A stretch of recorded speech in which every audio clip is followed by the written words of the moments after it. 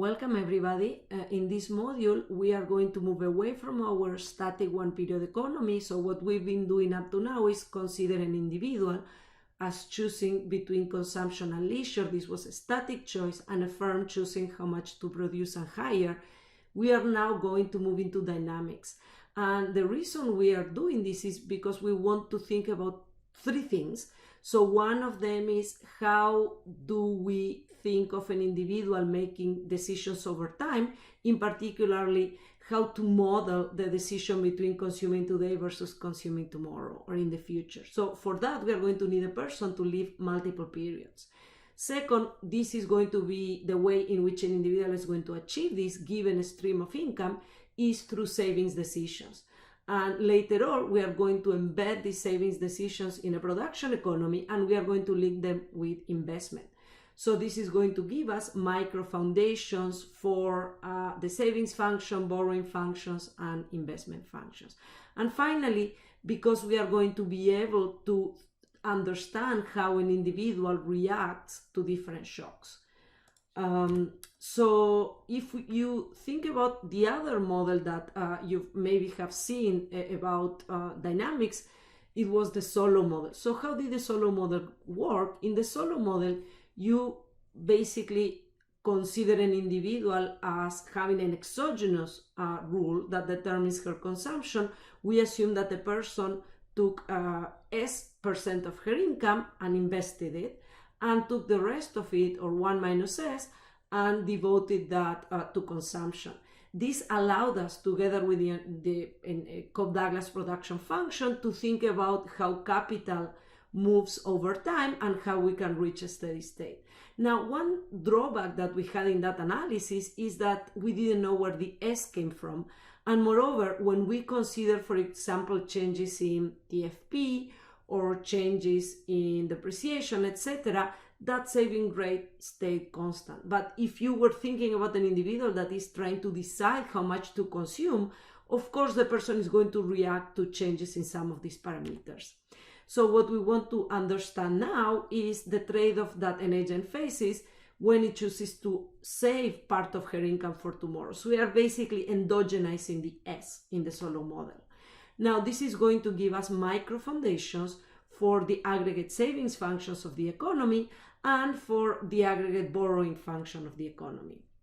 And we are going to be able to talk about capital markets, and moreover, we are going to be able to think about capital market imperfections. What if you cannot borrow or save as much as you would like? Now, what are the type of things we want to answer with this model? So first, we want to think about how this consumption-saving trade-off changes with some relevant parameters, for example, the interest rate or the level of income. So in the level of income of an individual today may change. In the future, that may be expected, unexpected. It may also change because their after-tax income grows or declines depending on how government chooses tax policy. And it may also be affected by government expenditures. So we are going to try to understand how different parts of the economy are going to affect an individual decision to save or borrow. Okay, and finally, when we move into a dynamic economy and we put shocks on it, this is going to allow us to understand why consumption is less volatile than income. Okay, the first thing we will want to do is to set up the problem. And the way we are going to think about the problem is as the smallest or simplest way in which we can analyze this question, which is, instead of a one-period model, we are going to think about a two-period model. So we think about the present, or period one, or today, as being the first of those two periods. And then the second period will sometimes refer to it as tomorrow or the future. Of course, you can think of a person even 2, 3, 4, 5, 7, X periods. And you would just extend this type of analysis. But having two periods allows us to get the gist of what we are trying to discuss. What does a person choose in this model? So in our static model, we were thinking about a person as choosing consumption and leisure. We are now going to move away from a leisure decision. We are going to assume that the person works all the time that she has and gets an income for it. So what the person is going to be choosing is consumption today and consumption tomorrow. And savings, which we are going to denote by S, is going to be what allows her to translate some of the consumption today towards consumption tomorrow. We are going to show how this consumer decision looks like in a diagram, very much like we did in the one period model, where we are going to think about a budget constraint and how they relate to indifference curves in the agent's maximization problem. So what's going to be important now is we are going to derive a budget constraint or a budget line that we are going to plot, except that now our axes are going to look different because we have consumption today and tomorrow. There's going to be an endowment point which tells us how much money the person makes in the two periods, and then the difference between where you want to consume and your endowment is going to determine whether you are a borrower or a lender. And we are going to go into detail on this. And then we are going to ask ourselves what happens when there is a temporary change in income and how that is going to affect consumption smoothing, okay? And in particular, the demand for the consumption of goods today and in the future. And we are going to discuss later also the difference between temporary and permanent changes in income. So as I said before, in our dynamic economy, we now think of an economy that lasts for two periods, period one, which is the present, and period two, which is the future. So let me draw here kind of a line, just a second. So let me plot it like this. So basically we are thinking, you know, there is a period one, there is a period two, and then there is a person that is going to be standing here in period one, and she will be trying to figure out how much to consume today and how much to consume tomorrow. And what this person, and we are going to denote today by C and consumption tomorrow by C prime. Sometimes also you will see it as CT and CT plus 1, where T is a period. So T is year 2020, CT plus 1 is year 2021. Okay, but we are going to use C and C prime because it makes the notation less cluttered. Now, as I said before, this individual is going to have an endowment. So her endowment is going to be two levels of income, which are income in the present and income in the future. And basically her whole decision will be how much of their present income to bring to the future or how much to her future income should be brought to the present through savings. So savings are going to be what's going to connect these two periods. Okay? Now, we are going to assume that the good is non-storable, and what this means is that, let me just make this less thick.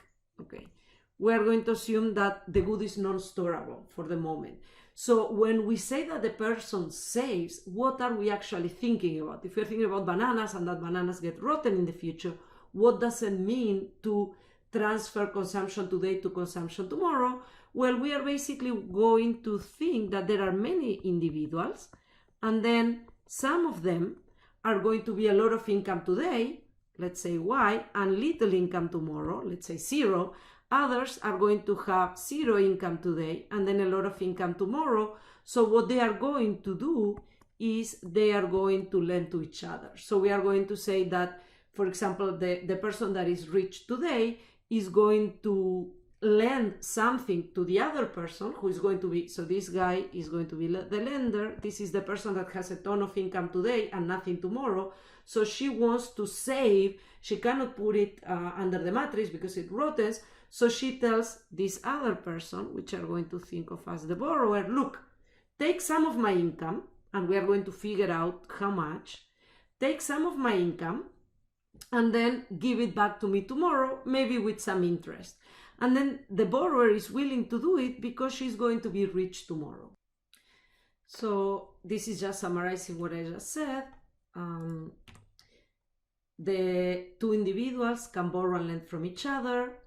The idea here is to assume that you want to consume more than your income. So, for example, one of the agents will want to have a consumption that is greater than her income. So this is the person that is going to borrow.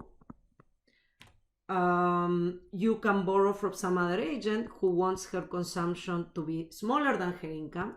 So if you are that type of person, you're going to be the lender. And when the second period comes, if you borrow, you are going to pay back the amount that you borrow. So let's say that you borrow a banana, you're going to give this plus 1/4 of a banana back in the same next period. And this part here, so this is the amount that you borrow, and this part here is what we are going to think of as the interest that you are going to pay back to the lender. Okay, now how would we actually implement this in a market? Well, for this story to work, we will need to have the two types of people. We will need to have borrowers and lenders, which are going to be on the two sides of a credit market. If everybody wants to borrow, there's no equilibrium, there's nobody on the other side to lend. So we need a supply and we need a demand for credit. And the way in which credit works in our economy, which is kind of like similar to or trying to capture the way in which it works in real life, is as follows. When you borrow a unit from somebody else in the economy, you write a piece of paper which we refer to as an IOU. And what this is trying to capture a bond. So this is a piece of paper that says, look, if today you give me a banana, tomorrow I give you a banana plus 1/4 of a banana. Okay, that's what the IOU is basically stating. Now, why is somebody else willing to accept it? Well, maybe because, the other person wants to consume and it's going to get some interest. Now, if next period comes and somebody comes with, which may or may not be the person you initially lent to, but if somebody comes with an IOU, you are going to take it and you are actually going to pay back the amount that is stated because it has your signature in it. Now, how does then the credit market works? There's going to be sellers of bonds and and buyers of bonds. So in this case, the borrower is going to sell the IOU to the lender, and the lender is going to buy the IOU from the borrower. So the seller sells a bond, and a bond is just a promise. So I write in a paper, this is going to be worth a banana and 1/4. I give it to you. Now you are the lender, you are buying my IOU. How are you buying my IOU? You are giving me goods. So I give you a promise of consumption tomorrow, you give me actual consumption today. So, and there's going to be a price at which this market is going to clear, okay? We assume, of course, that everybody in this economy is honest, so we are not going to have anybody defaulting. We could think of an economy with some people do not pay back what they were supposed to pay back or what they signed for. But for the moment, we are going to assume that everybody is honest. So in other words, there is perfect enforcement of contracts. Okay, so how are we actually going to model this? We are going to, as I said before, think of an individual that is alive both in period 1 and period 2, is the same person. Now, this person is going to have income Y in the first period and income Y prime in the second. So that's going to be her endowment. This is, it is kind of similar as saying, if we want to connect it with what we've done before, that you go to work, you get a wage, and you get per hour work, and you work L hours. Now, if you assume that you work all the time that you have, that's kind of going to be your exogenous income, okay? And we don't necessarily, Y and may be equal to Y prime or may not be equal to Y prime, and we are going to think of different scenarios. Now you're also going to assume that you pay taxes. They are going to be lump sum as before, and they may or may not be the same over time. So you pay T today and T prime in the second period, and you're going to face an interest rate. The interest rate is how much more you need to pay tomorrow for any dollar that you borrow today. Okay? What do you choose? You're going to choose how, given your income, given the taxes that you pay, and given the interest rate in the economy, you're going to choose how much to consume today, tomorrow, and whether you want to borrow or save. So in some sense, this S can be negative or it can be positive. So if in order to reflect whether you are a borrower or a lender, okay? So forget about the labor supply, forget about the production function, and forget about firms. We are going to try to simplify that as much as we can so we understand this basic trade-off. And again, you can just, if you want, think of y and y prime as fruit that fall from the tree. So literally bananas. That you have a banana plant in your backyard and then it's going to produce some number of bananas every period. And whether y or y prime is bigger or smaller depends on whether your banana tree is going to be produce more fruit today or tomorrow. Later, we can think about introducing the labor supply and production in order to get the full picture of the economy. Okay, so how does the budget constraint look like? So today, remember, you're going to have some income, Y, the fruits from your banana tree. You're going to give some of these bananas to the government. You can think of this as you pay something to the government and the government makes sure that all contracts get enforced. And then you are going to consume some amount and maybe you're going to save. So the left side of this equation are your expenditures today, and the right side of this equation is going to be your income today. Now this is in period 1. So this is in your first period of life. So remember, if you have 2 periods, you are going to choose 2 things: how much to eat today and how much to save to tomorrow. So what's going to happen tomorrow? Tomorrow, you're going to wake up and what is going to be your income? So tomorrow, you're going to have an income Y prime.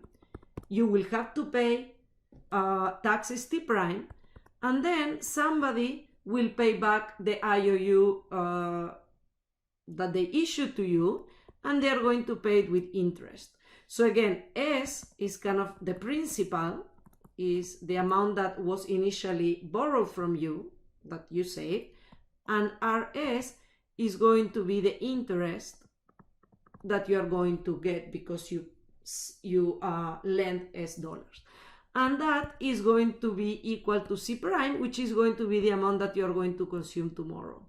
So tomorrow, we could in principle think that you save again, but because, here you die, there's going to be no sense for you to save at this point. So you're going to pick S prime equal to 0. So, we can or cannot add it to the constraint, but you will never choose a positive amount given if tomorrow you're going to die.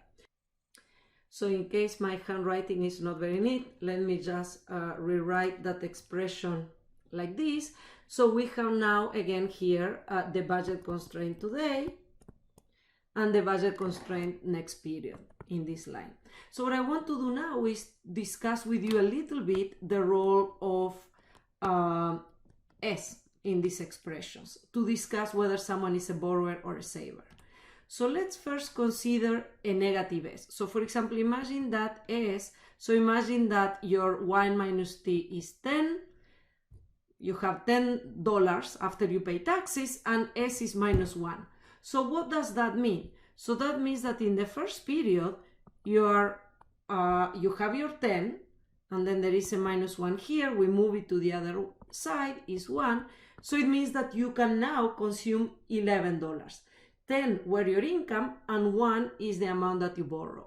So when someone is a borrower, so this is 10, which is your after-tax income, you have an income of 10, you end up consuming 11, so the difference between your consumption and the amount that you consume is the amount that you save.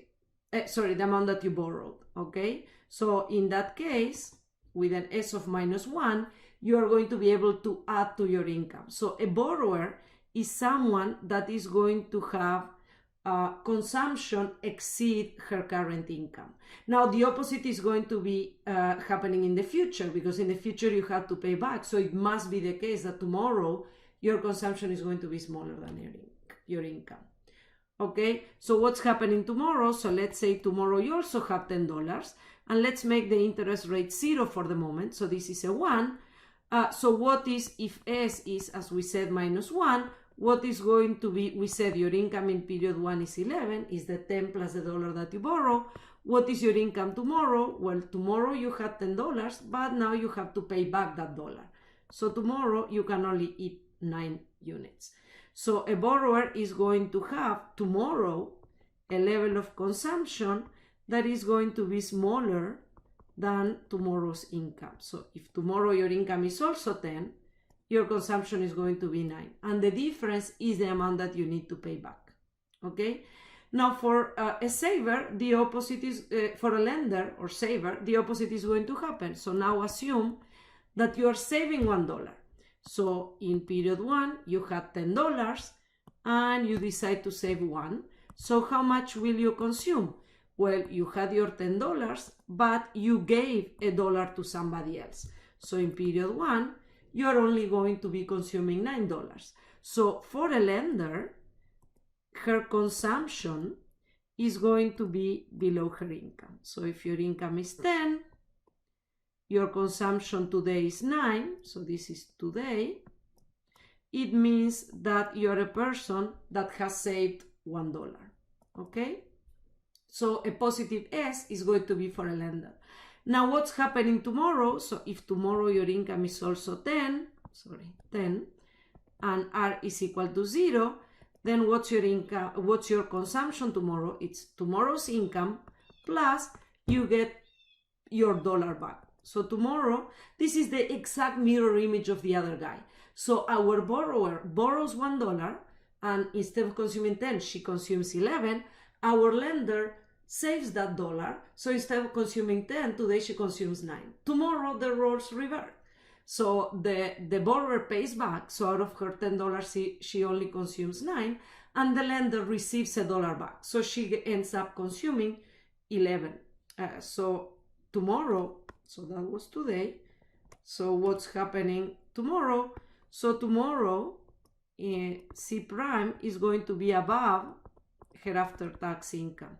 So her after-tax income is 10, her consumption is going to be 11. And the difference is the amount, the dollar that she gets back from the other person, okay?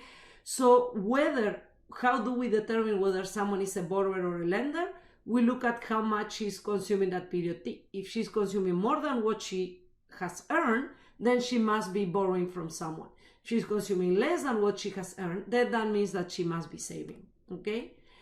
Now, it's a little bit difficult to work with two budget constraints. So one thing we are going to do is we are going to combine two of them in one. So let's take this constraint. So we have that C prime is equal to Y prime minus T prime plus 1 plus RS. What we are going to do is we are going to, let me put with another color, we are going to subtract, oops, this is not letting me, okay, orange. Let's subtract Y prime from both sides. Minus Y prime plus Y prime minus T prime plus 1 plus RS. So now these two guys cancel out. Now let's add up T prime from both sides. So this T prime and this T prime cancel out. So I can eliminate all these guys because we've canceled them out. And now let's divide both sides by 1 plus R. This is a C and that's an R. It's a bit unclear. So we can cancel out the 1 plus R. So what we get is we have isolated the amount of savings or borrowing in terms of tomorrow's consumptions and income. And now we can, let me go back to your period 1 constraint. So remember your period 1 was saying that consumption plus saving is equal to your after-tax income. So we can plug this back in here. So we would have C plus C prime over 1 plus R. I am just splitting this one. Plus T prime minus Y prime over 1 plus R is equal to 1 minus T. Okay, so we have basically gotten rid of S and we now have a budget constraint that only depends on C and C prime. we can now move this to the right side, and we are going to get an expression that looks like this, and we refer to this as the lifetime budget constraint. So what we have in the left hand side is your lifetime consumption.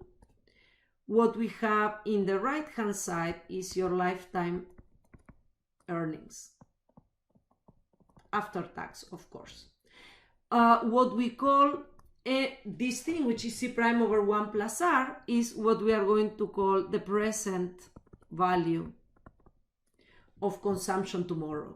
And the same thing with Y prime over 1 plus R is the present value of income tomorrow. T prime over 1 plus R is the present value of taxes tomorrow. Okay, and we are going to use sometimes this to refer to this expression. Okay, C prime over 1 plus R, Y prime over 1 plus R, and T prime over 1 plus R. So this equation here is going to be our basic equation. Is telling us that you can borrow or you can save, but at the end of the day, it must be the case, let me take this, it must be the case that the total amount that you eat in your lifetime has to be equal to the total amount that you have in your lifetime. So the idea here is that you cannot be running a Ponzi scheme, you cannot die in debt. So if you borrow when you in period 1, in the present, in period 2 you must pay back. If you save in period 1, in period 2 you must receive the money. But over your lifetime, the present value of your consumption must be equal to the present value of your income after you deduct the present value of your taxes. Okay, and that's what's going to determine later on our budget constraint. Now, one thing that is important to realize is that resources in the first period and in the second period do not have the same value. And this happens because of the existence of the interest rate.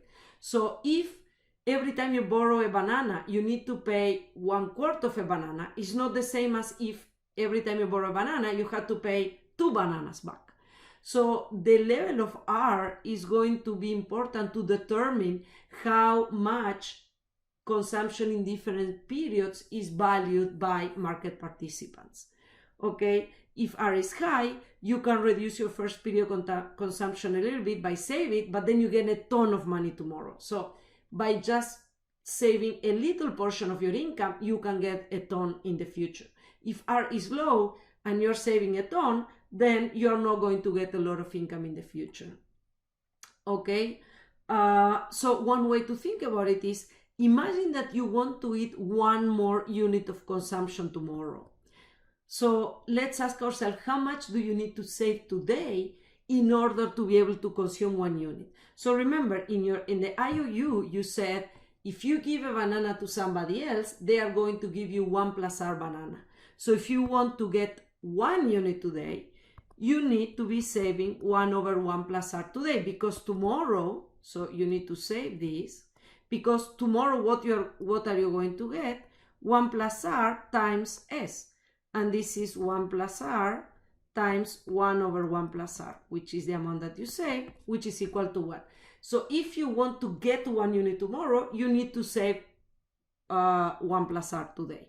And we can see here very clearly, let me change the color, that if this number is very big, then you need to save very little. If this number is 0, as in the example, then it's a 101 transformation. To get 1 banana tomorrow, you need to save 1 banana today.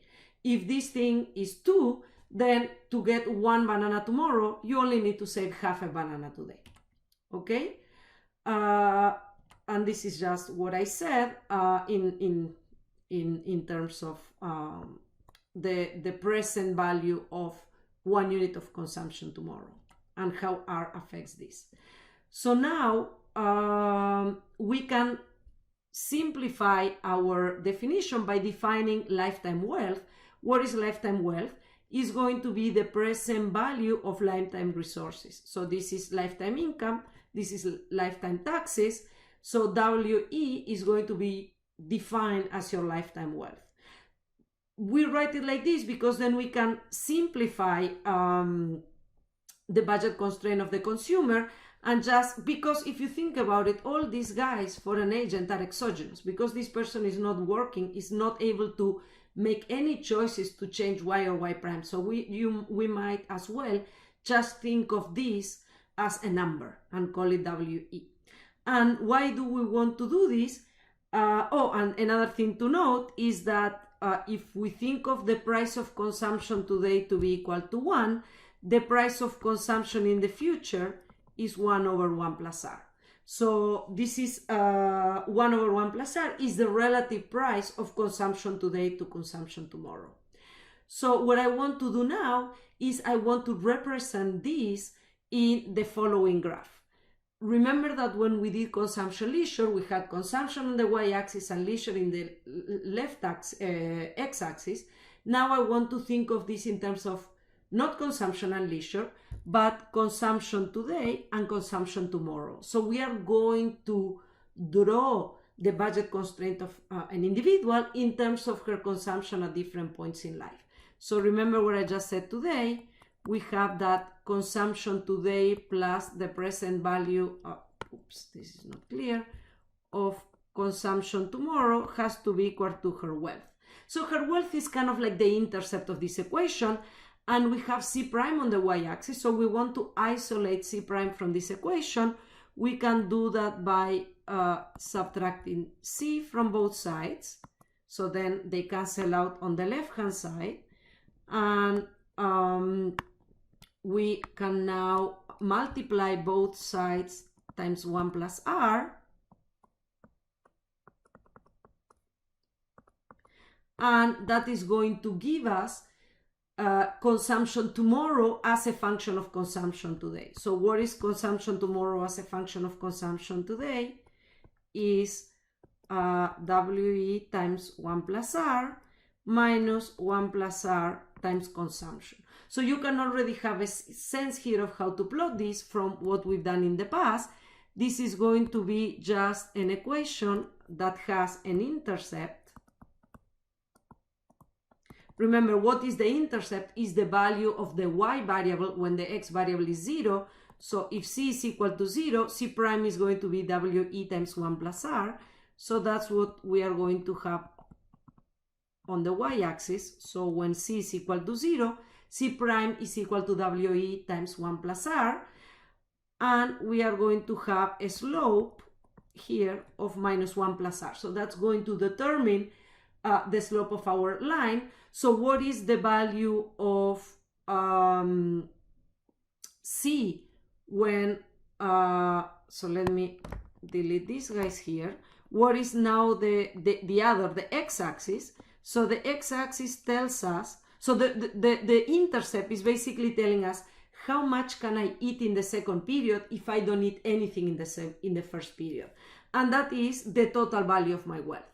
Now, how much can I eat in the first period if second period consumption is 0?